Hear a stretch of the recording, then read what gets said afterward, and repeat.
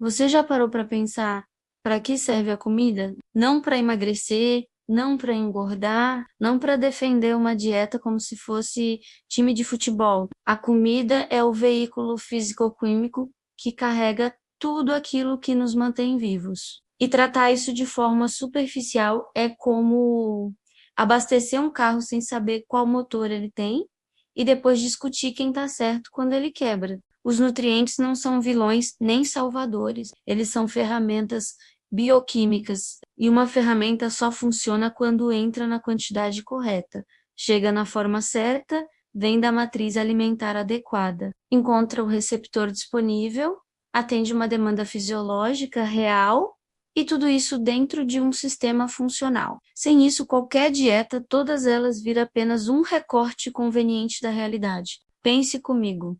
Os nutrientes são a gasolina, mas o corpo não é um carro simples. O corpo humano é um sistema integrado com trilhões de interações simultâneas. Ele tem um motor, que são as mitocôndrias, tem um sistema elétrico, a sinalização hormonal, tem sensores, que são os receptores celulares, tem um setor de reparo feito de proteínas estruturais, um sistema de estoque, o tecido adiposo, um sistema de transporte, as lipoproteínas e um sistema de emergência. A inflamação, achar que dá para manter um sistema desse funcionando com metade da equipe de trabalho, não é estratégia metabólica, é irresponsabilidade fisiológica, é como dizer que conhece uma casa inteira visitando apenas 2 cômodos. Vamos aprofundar um pouco na fisiologia para entender para que serve cada coisa. Vamos começar pelas proteínas. Elas servem para reparação estrutural, formação de enzimas,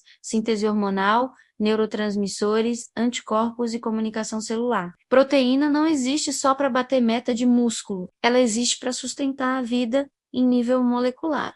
E as gorduras, elas compõem nossas membranas celulares, garantindo sua fluidez. Participam da produção hormonal, da proteção neural, são uma reserva energética estratégica e modulam a inflamação. Gordura não é vilã, mas gordura fora de matriz alimentar, fora de contexto e sem demanda, vira sinalização errada no corpo. E os carboidratos são nossa fonte de energia rápida, dão suporte mitocondrial, preservam nossas proteínas, são essenciais para a função cerebral e o suporte tireoidiano, além de ajudarem na regulação do cortisol. Carboidrato não é só açúcar, é uma via metabólica específica que também exige limite, alternância e contexto. Agora, vamos falar sobre a bioquímica aplicada, o erro que ninguém quer discutir. O erro não é a gordura, o erro não é o carboidrato, o erro não é a proteína, o erro é o nutriente sem destino metabólico. Quando sobra, ele sobrecarrega a mitocôndria, aumenta a produção de radicais livres, exige mais antioxidantes do corpo, ativa a inflamação, altera a sinalização hormonal, modifica as lipoproteínas e desorganiza o sistema inteiro. O corpo humano não foi projetado para excesso crônico. Ele não otimiza o excesso, ele apenas tenta sobreviver a ele. Isso nos leva à polêmica do LDL.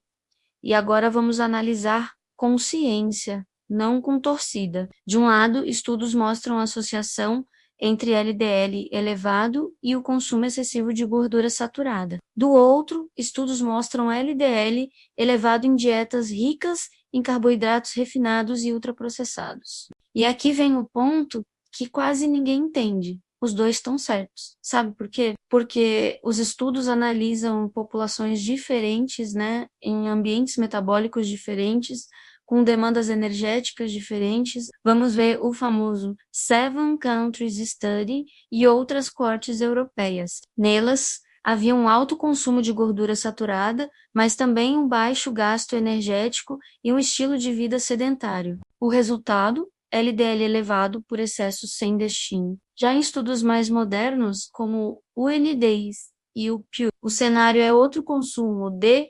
ultraprocessados, excesso de carboidratos refinados e hiperinsulinemia crônica.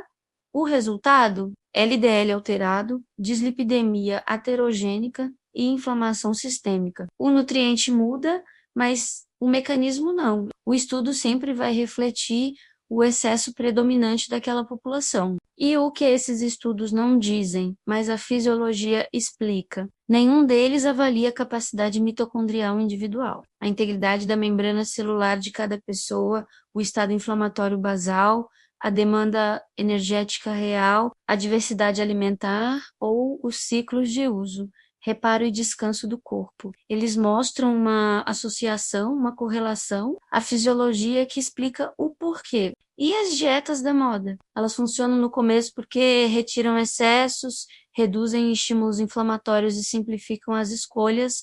É um alívio inicial para o sistema. E por que todas falham no longo prazo? Porque ignoram as matrizes alimentares, negligenciam micronutrientes, exigem substituições forçadas e sobrecarregam vias metabólicas alternativas. O corpo até faz substituições quando um nutriente não chega, mas isso significa um funcionário fazendo o trabalho de dois, e isso nunca, jamais vai gerar o mesmo resultado que uma equipe completa, organizada e sincronizada. A verdade que desagrada os dois lados da discussão é simples. O corpo precisa de diversidade alimentar, precisa de nutrientes em suas matrizes naturais, precisa da quantidade adequada no contexto metabólico correto e com um destino para cada molécula. Quando isso acontece, o IDL trabalha a nosso favor, a inflamação se resolve, a sinalização se organiza, a energia flui e o reparo acontece. Sem isso, qualquer